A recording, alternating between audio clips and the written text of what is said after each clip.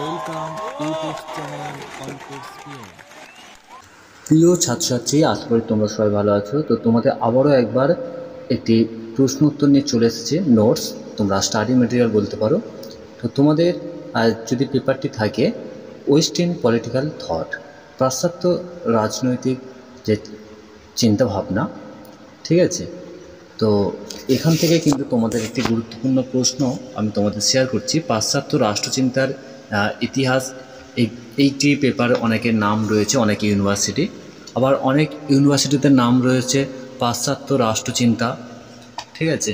তো যাই হোক, তো এখানে কিন্তু মূল কথা সেটা হচ্ছে যে তোমাদের প্রত্যেকটি ইউনিভার্সিটির, ঠিক আছে, প্রত্যেকটি বিষয়ের আমাদের কোচিংয়ের পক্ষ থেকে তোমাদেরকে প্রত্যেকটি বিষয়ে আলাদা আলাদাভাবে ক্লাস নেওয়া হয়, টিপস, সিলেবাস, সাজেশন ও নোটস পেয়ে যাবে তোমরা। এই প্রশ্নপত্রটি, আজকের ভিডিওতে যে প্রশ্নপত্রটি তোমাদের সামনে তুলে ধরছি, এই প্রশ্নপত্রটি যদি তোমরা ফ্রিতে, সম্পূর্ণ ফ্রিতে পেতে চাও, বা আমি এই পিডিএফটি আমার লিঙ্ক দিয়ে দেবো, তোমরা এই স্টাডি মেটেরিয়ালটা তোমরা ডাউনলোড করে নিতে পারবে। তবে ভিডিওটি প্রথম থেকে শেষ পর্যন্ত দেখো, কারণ খুবই ছোট ভিডিও, ঠিক আছে। তো শর্ট প্রশ্ন রাখা হয়েছে, ঠিক আছে। তো এখানে কিন্তু তোমাদের আমি পিডিএফ দিয়ে দেবো, ঠিক আছে। পিডিএফটা কিন্তু পাসওয়ার্ড থাকবে, তাই অবশ্যই ভিডিওতে আমি পাসওয়ার্ডটা বলে দেবো, ঠিক আছে। তোমরা কিন্তু ভিডিওতে বলা পাসওয়ার্ড দেখে তোমরা আমাদের ইনস্টাগ্রাম, ওকে, ফেসবুক, ওয়েবসাইট, এই সমস্ত মাধ্যম থেকে তোমরা ডাউনলোড করে নিতে পারবে, ঠিক আছে। আমি মূলত এই পিডিএফটি তোমাদের সুবিধার জন্য আমাদের ফেসবুকে দিয়ে দেবো, ঠিক আছে, এবং আমাদের হোয়াটসঅ্যাপ পেজ রয়েছে সেখানে দিয়ে দেবো, আর দিয়ে দেবো তোমাদের টেলিগ্রামে, ঠিক আছে। আমাদের যে টেলিগ্রাম আছে সেই টেলিগ্রামে আমরা দিয়ে দেবো, সেখান থেকে তোমরা ডাউনলোড করে নেবে। তো পিডিএফটি খুলতে পাসওয়ার্ড কিন্তু তোমাকে লাগবে, যে পাসওয়ার্ডটি আজকের এই ভিডিওতে আমি তোমাদের বলে দেবো, ঠিক আছে। তো তোমাদের আবারও একবার বলছি, যারা এখনও পর্যন্ত নতুন, আমাদের চ্যানেলে পুরনো ভিডিওগুলো আছে তোমরা দেখো। সাজেশান 100% কমন থাকে প্রতিটি সেমিস্টারে, ঠিক আছে, প্রত্যেকটি ইউনিভার্সিটির, ঠিক আছে। এছাড়াও তোমরা কিন্তু আমাদের নোটসগুলো কিনতে চাও, তাহলে আমাদের সঙ্গে যোগাযোগ করতে পারো। চলো দেখো, এখানে পেপার রয়েছে, দেখো, পেপার ওয়েস্টার্ন পলিটিক্যাল থট, ঠিক আছে। তো তোমরা একটু ভিডিও কোয়ালিটি বাড়িয়ে দেখবে, তাহলে ছবিটা পরিষ্কার দেখতে পাবে। প্রথমত দেখো, এখানে বলা হচ্ছে যে মধ্যযুগের রাষ্ট্রচিন্তার মূল বৈশিষ্ট্যগুলি সংক্ষেপে আলোচনা করো, ওকে। তো এখানে আমরা 5 নম্বরের জন্য রেখেছি। মূলত তোমাদের বড় প্রশ্ন সমস্ত কিছুই রয়েছে অ্যাভেলেবেল, তোমরা যদি নোটস কিনতে চাও আমাদের সঙ্গে যোগাযোগ করতে পারো।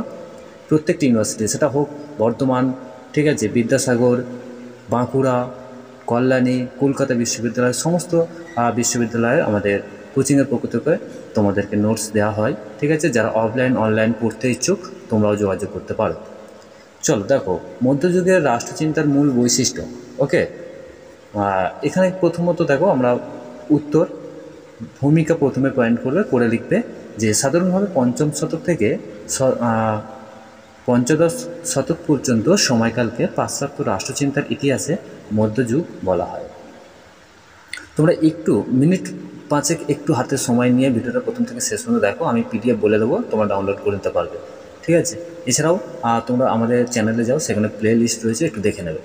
দেখো, রাষ্ট্রচিন্তার ইতিহাসে মধ্যযুগ বলা হয়, তাহলে কোন সময়টাকে? পঞ্চম থেকে পঞ্চদশ শতক, ওকে। এই যুগে কতগুলি বেশ বৈশিষ্ট্য রয়েছে, তাই তো? সেই বৈশিষ্ট্যগুলো আজকে আমরা এই ভিডিওতে দেখে নেব। দেখো, প্রথম যে বৈশিষ্ট্য রয়েছে সেটা হচ্ছে 1, 2 করে লেখা রয়েছে, দেখো। রাষ্ট্রচিন্তার একটি অন্যতম গুরুত্বপূর্ণ বৈশিষ্ট্য হলো কালপর্ব। এই কালপর্ব গড়ে ওঠে রাষ্ট্রের বিরোধকে কেন্দ্র করে, যা সমাজের জন্য একটি বিশেষ চর্চা, ওকে। তো তোমাদের আবারও বলছি, এটা কিন্তু 5 নম্বরের জন্য প্রস্তুত করবে, ঠিক আছে। নেক্সট 2 নম্বর, পয়েন্ট টুতে দেখো, মধ্যযুগীয় রাজনৈতিক শক্তি, কর্তৃত্ব ও নিয়ন্ত্রণের ওপর ধর্মীয় প্রাধান্য থাকে, ফলে এই যুগের রাজনৈতিক চিন্তায় রাজনীতির মৌলিক ও স্বাধীন চিন্তাগুলি খুব স্পষ্টইভাবে উল্লেখ করা হয়নি। তৃতীয় পয়েন্ট দেখো, রাষ্ট্রচিন্তার প্রধান আরেকটি বৈশিষ্ট্য, সেটা হচ্ছে ধর্মীয় আধ্যাত্মিক দর্শন ও ধর্ম চিন্তা, ঠিক আছে।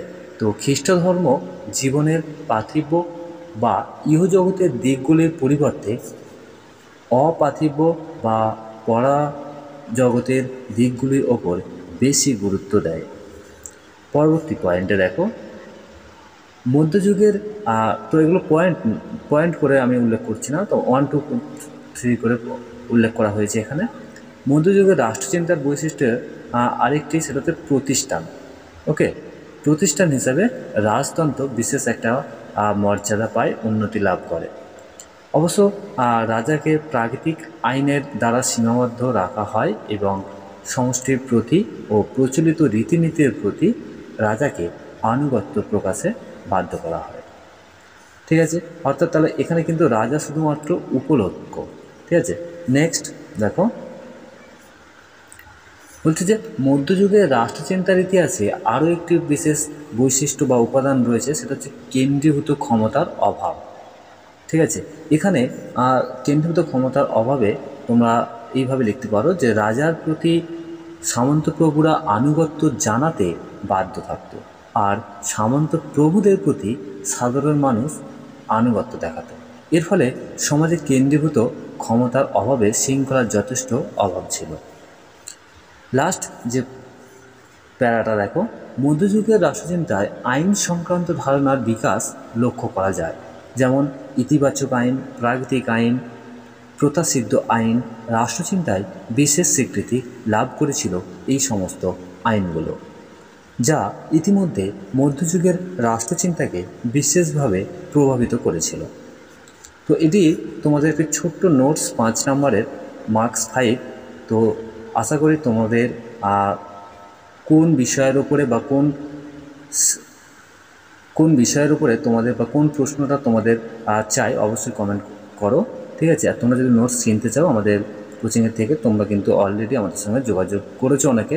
ঠিক আছে, বাকি যারা নিতে চাও তারা অবশ্যই যোগাযোগ করতে পারো, অল্প মূল্যে তোমাদেরকে নোটসগুলো দেওয়া হবে। ঠিক আছে, তো ভিডিওটি শেয়ার করো, ভালো লাগলে লাইক করো, বন্ধুদের শেয়ার করো, সবাইকে দেখার সুযোগ করে দাও। ধন্যবাদ।